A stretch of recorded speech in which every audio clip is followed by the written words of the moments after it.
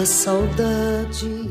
Você sabia que os primeiros escravos com sanção oficial foram trazidos de Guiné e chegaram ao Brasil com Marte Afonso de Souza em 22 de janeiro de 1532, para a fundação de São Vicente, no litoral paulista?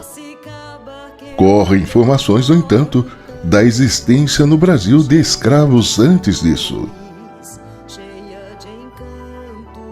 A escravidão no Brasil foi implantada no início do século XVI. Em 1535, chegou a Salvador, Bahia, o primeiro navio com negros escravizados. Este ano é o marco do início da escravidão no Brasil, que só terminaria 353 anos depois, em 13 de maio de 1888, com a Lei Áurea. As primeiras pessoas a serem escravizadas na colônia foram os indígenas, posteriormente, negros africanos que seriam capturados em possessões portuguesas, como Angola e Moçambique, e regiões como o Reino da Domé, e trazidos a forças ao Brasil para serem escravizados. Os historiadores apontam várias causas para se empregar a mão de obra escrava nas colônias.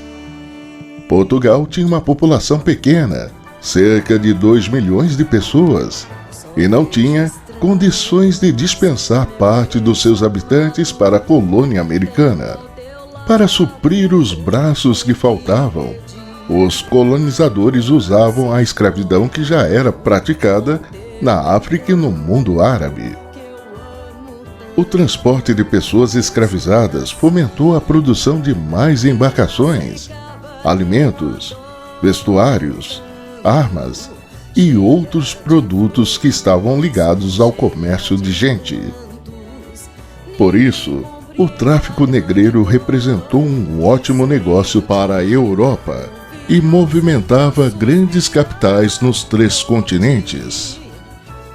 Desta maneira, portugueses, espanhóis, franceses, holandeses e ingleses tornaram a escravidão um negócio lucrativo.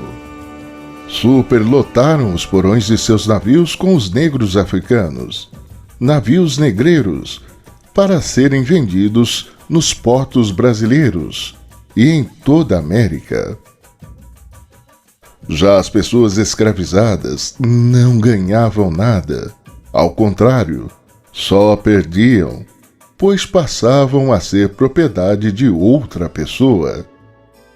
Esse contingente produziu toda a riqueza no Brasil, desde o plantio de cana-de-açúcar, colheita, transformação do caldo de cana, construção de casas, engenhos, igrejas.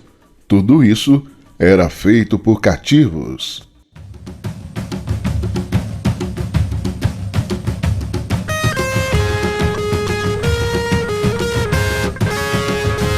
Sob o céu.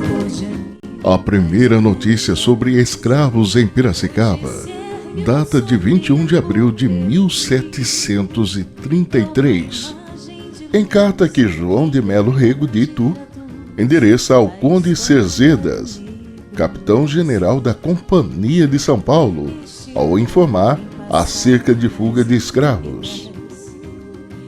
A formação de Quilombo Corumbataí, na grafia antiga, em Piracicaba, data cerca de 1750/1770. Há várias ocorrências citadas nos documentos oficiais sobre o Quilombo e sua extensão política.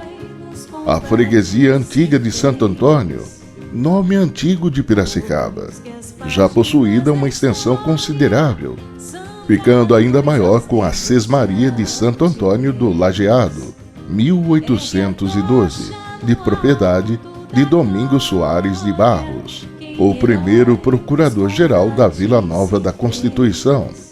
Suas terras abrangiam as áreas dos atuais municípios de Araraquara, Jaboticabal, São Carlos, Brotas, Dois Córregos, Jaú, Barretos, Araras, São José do Rio Pardo, Pitangueiras, Perdeneiras, Rio Claro, Limeira e São José do Rio Preto e etc. Geograficamente, a região piracicabana compreendia a ligação de Campos de Araraquara, que se estendia até a divisa da capitania de Mato Grosso. Na conexão da região do Morro de Araraquara à nascente do rio Jacaré-Pepira, configurando-se com Brotas, São Pedro, Serra de Itaqueri e Dois Córregos no estado de São Paulo. O caminho para os, abre aspas, Campos de Araraquara, fecha aspas, partia do rio Piracicaba, tendo o Corumbataí num extremo e a nascente do Jacaré-Pepira noutra. A preocupação do governo era de um possível interesse na exploração do potencial da bacia hidrográfica araraquarense, dos rios Ouro, Jacaré-Pepira, Ribeirões das Cruzes, Jacaré-Guaçu e Chibarro, que já atraía o bandeirantismo, século XVII, por garimpeiros, escravos fugidos, forasteiros e aventureiros para a região. Por isso, ordena expressamente a Carlos Bartolomeu de Arruda Botelho, comandante de Piracicaba, que desse fim ao quilombo que havia resistido a várias incursões. As atividades microeconômicas do quilombo giravam em torno do extrativismo e da agricultura e subsistência, milho, mandioca, cana-de-açúcar e outros produtos, e do intenso comércio com sertanistas e poceiros que por ali passavam a caminho do sertão de Araraquara e de Goiás, como de mascates, cacheiros e lavradores em trânsito nas proximidades.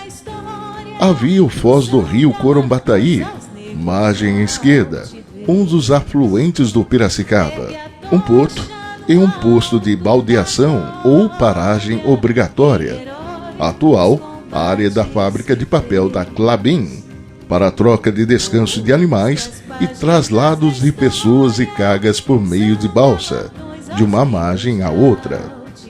Havia de fato uma rede de comércio entre os escravos e os comerciantes locais, principalmente com relação à produção de lenha, madeira e aguardente. Ao tempo do quilombo, a região era rica em vegetação com densas matas e muita madeira de lei. Guarantas, jequitibás, guaritas, taquarantãs, figueiras enormes, jatobás, guaraúvas, pindaíbas com frutas vermelhas, araúbas, guararubas, ipês, canela pau-ferro, chibós, capuíbas, pau de óleo, aroeiras, pau-d'alho, cabrutinga, cedros, perobas e jacarandás derribados com a aglomeração humana na região. O comércio de madeira se intensificou com a navegação fluvial no rio Piracicaba, 1872 a 1945.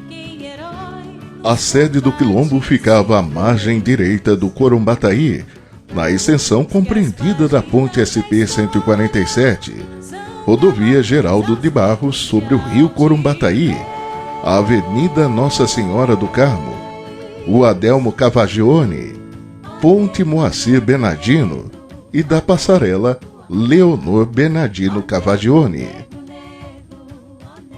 O temido quilombo, até mesmo para experientes capitães do mato ou capitães do campo, deu muita dor de cabeça para a milícia local. Comandada pelo sargento-mor Carlos Bartolomeu de Arruda Botelho e ao então governador da província de São Paulo, capitão-general Antônio José Franciota.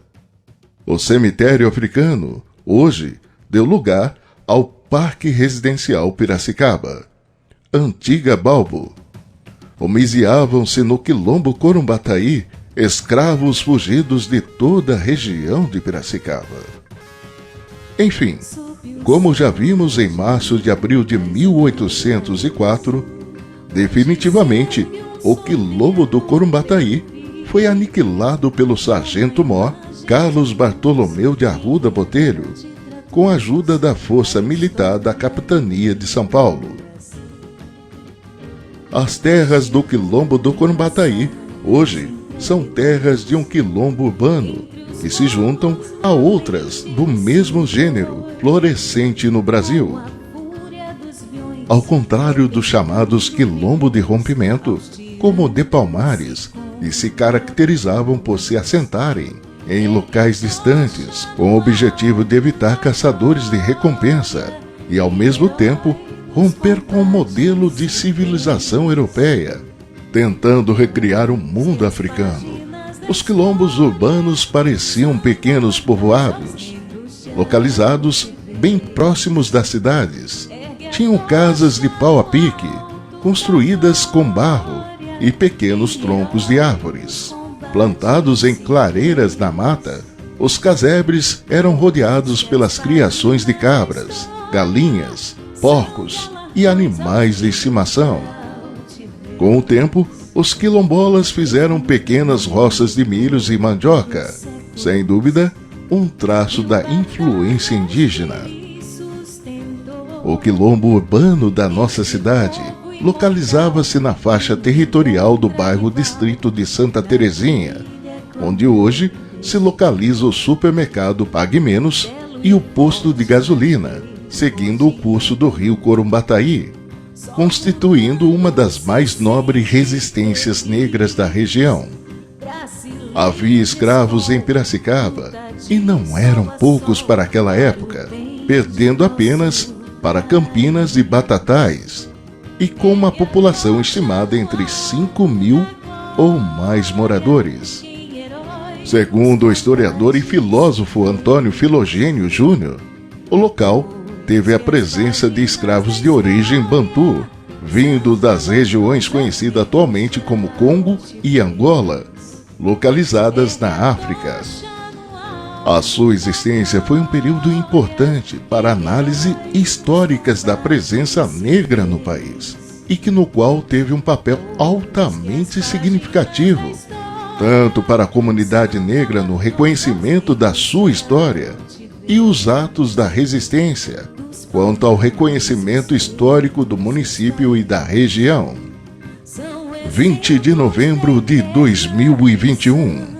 Participe das festividades da consciência negra no Parque Histórico Quilombo do Corumbataí. Faça parte da história.